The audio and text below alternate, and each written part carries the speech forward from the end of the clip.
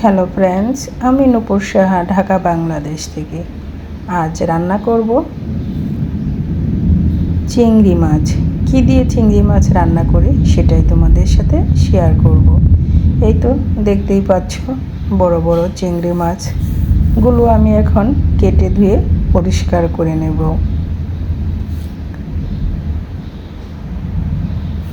আর এদিকে আমি নিয়েছি চীনাবাদাম। এভাবেই ভিতরের যে আঁশ থাকে ওই খোসা সহই আমি মিক্সারে মিক্সড করে নেব। অলরেডি মিক্সারে মিক্সড করেও নিয়েছি। এদিকে চিংড়ি মাছগুলো কেটে ধুয়ে পরিষ্কার করে নিয়েছি। কাছে কিংবা দূরে যে যেখান থেকে এই মুহূর্তে আমার ভিডিওটি দেখতেছো তাদের সবাইকে অনেক অনেক ভালোবাসা ও ধন্যবাদ। এই তো চিংড়ি মাছগুলো হলুদ মরিচ লবণ মেখে একটু ভালো করে ভেজে চুলা থেকে তুলে নেব। আজ এই মজাদার চিংড়ি মাছের রেসিপিটা দেখতে হলে আমার সাথেই থাকো আর দেখতেই থাকো কিভাবে এই চিংড়ি মাছের মালাইকারি আমি তৈরি করি। আর চিংড়ি মাছের মালাইকারিটা একদম অন্যরকমভাবেই তৈরি করব। মাছগুলো একটু ভালো করে ভেজে চুলা থেকে নামিয়ে নেব। চিংড়ি মাছগুলো কিন্তু ভাজা হয়ে গিয়েছে, এখন চুলা থেকে নামিয়ে নেব। খুবই অল্প মশলাতেই আজ তৈরি করব এই চিংড়ি মাছের মালাইকারি। খেতে এতটা সুস্বাদু, একবার করে না খেলে বুঝতেই পারবে না। মাছগুলো এখন আমি প্যান থেকে তুলে নিচ্ছি।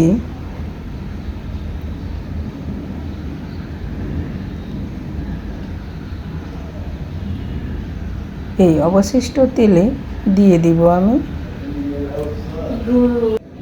ওই অবশিষ্ট তেলে দিয়ে দিচ্ছি পেঁয়াজ কুচিগুলো দিয়ে একটু ভালো করে ভেজে নিতে হবে।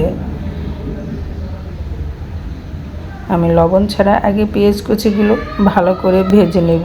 লবণ ছাড়া ভেজে নিলে পেঁয়াজ কুচিটা তাড়াতাড়ি ভাজা হয়, তাহলে পেঁয়াজটা ভালো ভাজা হয়।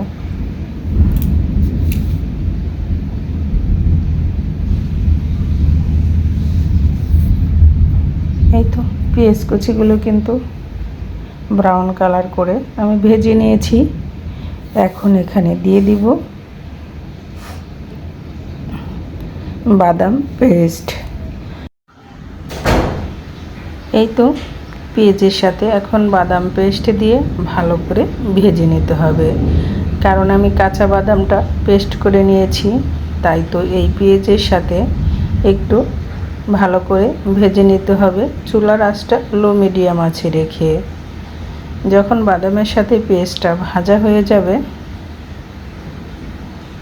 তারপরে এখানে বাকি মশলাগুলো দিয়ে দিব।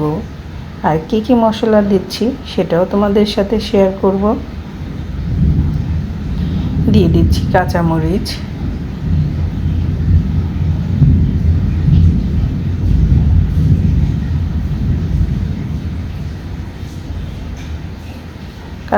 দিয়ে আবার নেড়ে চেড়ে একটু ভেজে নিচ্ছি।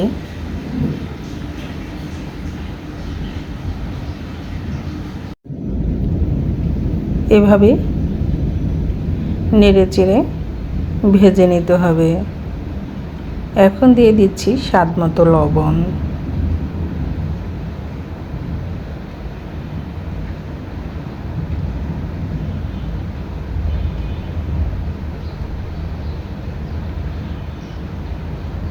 লবণ দেওয়ার পরে পেঁয়াজগুলো কিন্তু একদম নরম হয়ে যাবে এবং ভাজিটা খুব সুন্দর হবে। আমার পেঁয়াজ আর বাদাম দিয়ে কাঁচামরিচ দিয়ে কিন্তু ভাজা হয়ে গিয়েছে। এখন এই মুহূর্তে এখানে দিয়ে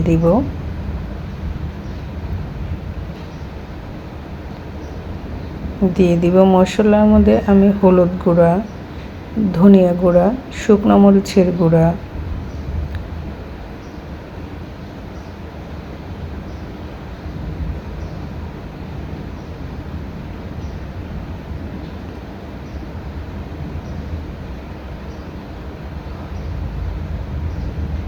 দিয়ে দিচ্ছি হলুদ গুঁড়া, শুকনো মরিচের গুঁড়া, ধনিয়া গুঁড়া,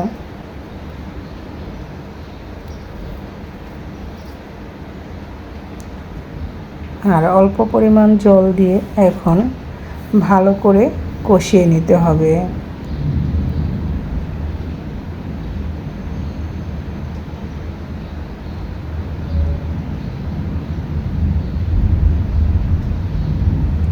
এই মশলাটা যত ভালো কষানো হবে, চিংড়ি মাছের মালাইকারিটা খেতে ঠিক ততটাই সুস্বাদু লাগবে।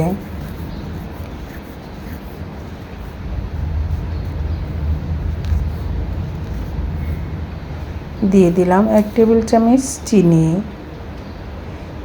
চিনি এর স্বাদটাকে আরও বাড়িয়ে দিবে।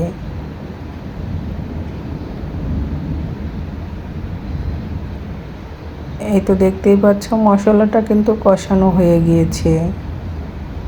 যখন এরকম কষানো হয়ে যাবে তখন এখানে দিয়ে দিব ভেজে রাখা চিংড়ি মাছগুলো। এখন চিংড়ি মাছগুলো দিয়ে নেড়ে চেড়ে আবার কিছুটা সময় কষিয়ে নেব।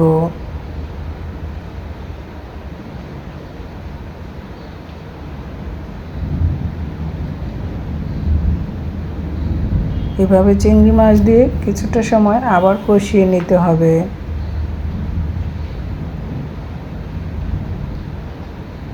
এই চিংড়ি মাছের মালাইকারিটা খেতে এতটা সুস্বাদু, বাদাম দিয়ে যারা খেয়েছো তারা তো জানো, আর যারা করোনি তারা একবার হলেও ট্রাই করে দেখো। চিংড়ি মাছ স্বাদের মাছ, যে কোনোভাবে রান্না করলে খেতে কিন্তু খুবই ভালো লাগে। তারপরে বিশেষ করে বাদাম, নারকেল এসব জিনিস দিয়ে চিংড়ি মাছটা রান্না করলে খেতে আরও অসাধারণ লাগে। আমি দিয়ে দিলাম পরিমাণ মতো জল।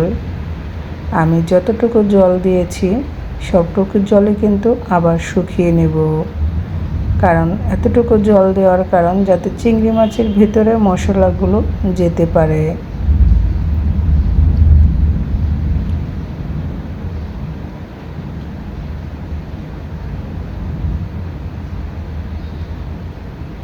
এই তো দেখতেই পাচ্ছ চিংড়ি মাছের মালাইকারি প্রায় রেডি। আমি যতটুকু জল দিয়েছিলাম সবটাই কিন্তু শুকিয়ে গিয়েছে। এখন এভাবেই নেড়ে চেড়ে আরেকটু সময় রেখে চুলা থেকে নামিয়ে নেব। এত সময় ধৈর্য সহকারে যারা আমার ভিডিওটি ফুল ওয়াচ করলে তাদের সবাইকে অনেক অনেক ধন্যবাদ ও ভালোবাসা। আশা করি এভাবেই তোমরা আমার পাশে থাকবে, আমিও আছি তোমাদের পাশে।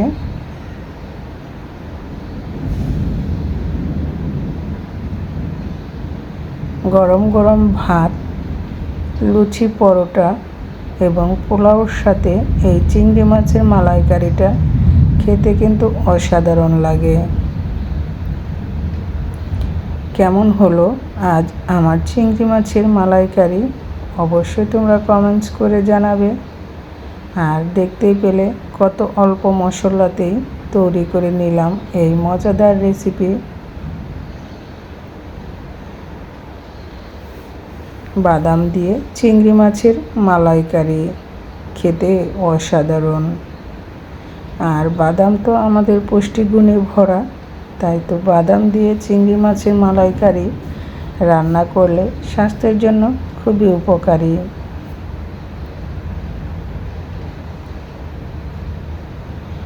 যখন মালাইকারিটা হয়ে যাবে এভাবে তেলগুলো একটু আলাদা হয়ে যাবে।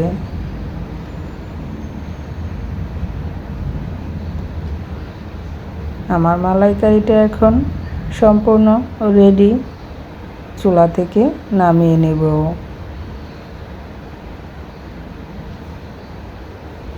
দেখতেই পাচ্ছ মালাইকারির গ্রেভিটা কত সুন্দর হয়েছে, খেতে কিন্তু অসাধারণ হয়েছিল। ভালো লাগলে লাইক কমেন্ট শেয়ার করতে অবশ্যই ভুলবে না। আর নতুন বন্ধু যারা আছো আমার চ্যানেলটা সাবস্ক্রাইব করে পাশে থাকা বেল বাটনটা অন করে রাখবে, যাতে আমি কোনো নতুন ভিডিও দেওয়া মাত্রই তোমাদের কাছে পৌঁছে যায় এবং নোটিফিকেশন থেকে সময় সুযোগ মতো দেখে নিতে পারবে।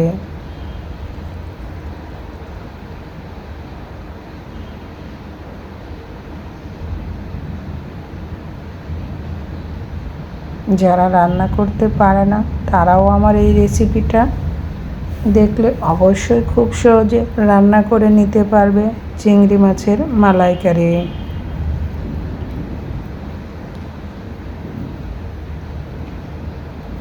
আমার মামুনিদের কাছে তো খুবই ভালো লেগেছিল চিংড়ি মাছের এই মালাইকারি। তারা বুঝতেই পারেনি যে আমি বাদাম দিয়ে চিংড়ি মাছের মালাইকারিটা করেছি।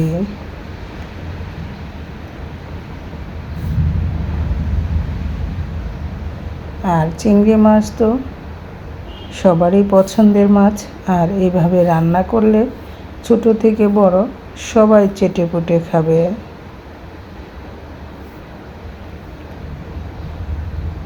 তাহলে সবাই ভালো থেকো, সুস্থ থেকো। আবার আসবো নতুন রেসিপি নতুন ভিডিও নিয়ে তোমাদের সাথে শেয়ার করার জন্য। আজকের মতো ভিডিওটি এখানেই শেষ করছি। সবার সুস্থতা কামনা করে আজ আমি বিদায় নিলাম।